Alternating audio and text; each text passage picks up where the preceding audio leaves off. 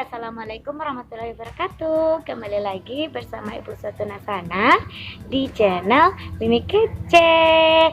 Nah, seperti janji Ibu di video sebelumnya, Ibu akan menyambung kembali materi kita tentang artikel, yaitu mengenai kaidah kebahasaan yang terdapat di dalam sebuah artikel dan cara mengonstruksi sebuah teks artikel. Schedule terus ya. Oke Nanda, siap untuk belajar? Kita mulai pembelajaran hari ini dengan mengucapkan basmalah. Bismillahirrahmanirrahim. Siap? Materi selanjutnya yang akan kita bahas di pertemuan kali ini adalah tentang kaidah kebahasaan dalam sebuah artikel.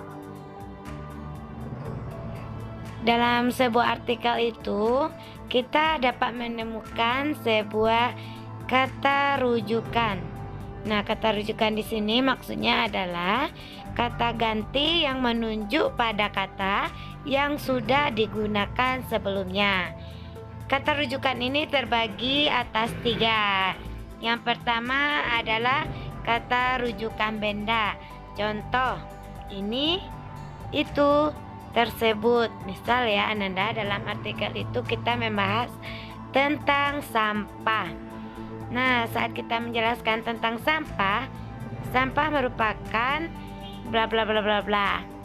Nah, kalimat seterusnya, ketika kita ingin menjelaskan sampah kembali, kita bisa menggunakan kata rujukan benda, yaitu seperti ini, itu, atau tersebut ya. Nah, kata rujukan yang kedua adalah kata rujukan tempat. Di sini, di sana, dan di situ. Jadi ketika kita ingin menunjukkan tempat, tidak perlu kita mengulangi kata yang sudah kita gunakan sebelumnya. Kita bisa menggunakan kata di sini, di sana, atau di situ ya. Selanjutnya, kata rujukan orang. Contohnya dia, ia, beliau, dan mereka. Itulah kata rujukan yang dapat kita temukan dalam sebuah artikel. Nah, kaidah kebahasaan selanjutnya yang akan kita bahas adalah menggunakan kosakata.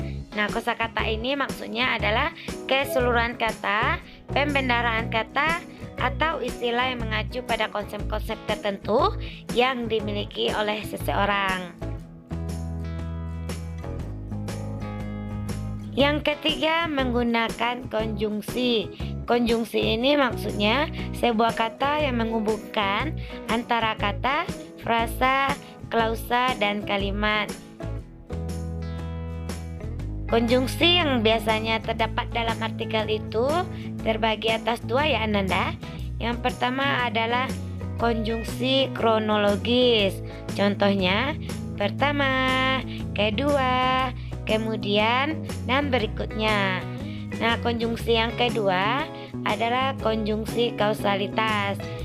Konjungsi ini merupakan konjungsi sebab akibat. Contohnya, karena, jika, akibat, agar, oleh sebab itu, dengan demikian. Ini merupakan konjungsi yang terdapat dalam sebuah artikel ya. Nah, kaidah kebahasaan selanjutnya adalah menggunakan kata baku. Kata baku ini kata yang sesuai dengan ejaan bahasa Indonesia. Misalnya ketika kita ingin menuliskan sebuah kata praktek. Praktek itu yang benar penulisannya praktek atau praktik Ananda. Nah, kita harus menggunakan kata yang sesuai dengan ejaan bahasa Indonesia. Kita bisa mengecek praktek itu sesuai dengan praktikum. Ya, dapat Ananda coba-coba ya. Sama halnya dengan apotek, apoteker, atau apotiker. Siap ya Ananda, kita lanjut ke kaidah kebahasaan yang kelima, yaitu menggunakan adverbia. Mohon maaf Ananda, di sini sangat banyak kesalahan ejaan Mimi. Ketinggalan A-nya menggunakan. Nah, nggak apa-apa ya, salah Nanda paham maksud dari Mimi. Yang kelima, menggunakan adverbia.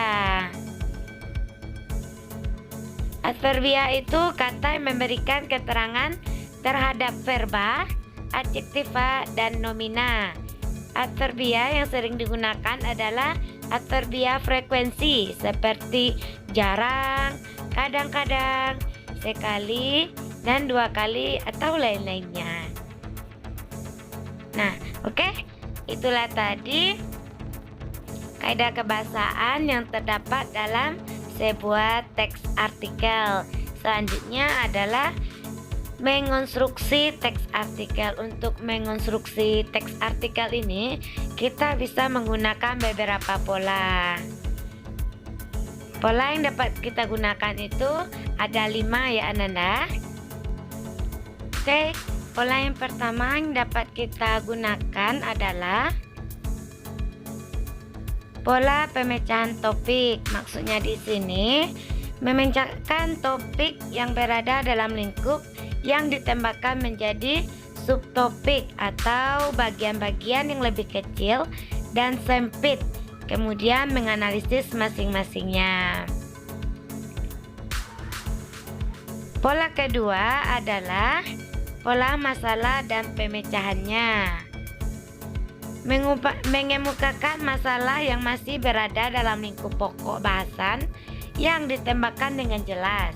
Selanjutnya, analisis pemecahan masalah dikemukakan oleh para ahli di bidang keilmuan yang bersangkutan. Pola yang ketiga adalah pola kronologi. Pola kronologi ini maksudnya menggarap topik menurut urutan peristiwa yang terjadi. Yang keempat adalah pola pendapat dan alasan pemikiran. Di sini dipakai apabila penulis hendak mengemukakan pendapatnya sendiri tentang topik yang digarapnya, lalu menunjukkan alasan pemikiran yang mengarah pada pendapat tersebut. Pola terakhir adalah pola pembandingan. Pola ini membandingkan 2 aspek atau lebih suatu topik dan menunjukkan persamaan dan perbedaannya. Oke, ketika Ananda ingin mengonstruksi sebuah teks artikel, Ananda bisa memilih ke-5 pola ini. Salah satunya mana yang menurut Ananda lebih gampang dan mudah. Itulah materi yang dapat Mimi sampaikan ya Ananda. Kalau ada hal yang ingin ditanyakan, Ananda bisa tulis di kolom komentar. Terlebih terkurang, Mimi mohon maaf. Assalamualaikum warahmatullahi wabarakatuh. Oke, itulah tadi materi yang dapat Ibu sampaikan. Terlebih terkurang, Ibu mohon maaf. Assalamualaikum warahmatullahi wabarakatuh. Dadah.